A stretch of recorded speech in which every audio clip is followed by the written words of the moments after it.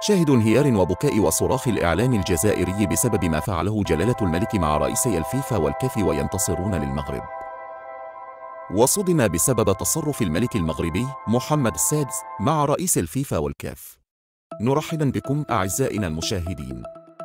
نحن سعداء بمشاهدتكم في هذه النشرة الإخبارية المفصلة لهذا اليوم، وهذه الأبرز عنوانها. نود أن نطلب منكم الإعجاب بالفيديو والاشتراك في قناتنا للاطلاع على كل جديد. والآن إليكم التفاصيل. تعرض الإعلام الجزائري للصدمة بسبب تصرف الملك المغربي محمد السادس مع رئيس الفيفا والكاف، حيث تم دعم المنتخب المغربي وتوفير طائرة خاصة لنقله إلى الجزائر بشكل مباشر. هذا يأتي على خلفية سفره للمشاركة في كأس إفريقيا للناشئين، حيث قال رئيس الكاف إن تأمين بعثة المنتخب المغربي هو أولاً أهم من أجل نجاح البطولة.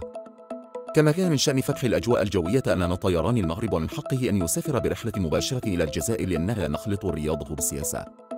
فيما صرح الأسطورة الجزائرية لكرة القدم علي بشيخ بأن المغرب تغلب في النهاية على الجزائر وتحقق هدفها بالسفر مباشرة إلى الجزائر.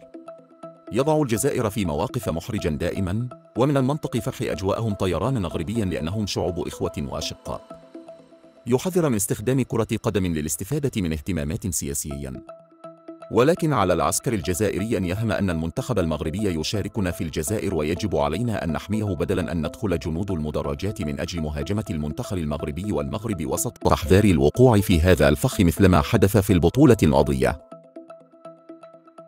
وبهذا ينتهي نشرتنا لهذا اليوم، شكراً لكم على المتابعة، مع السلامة.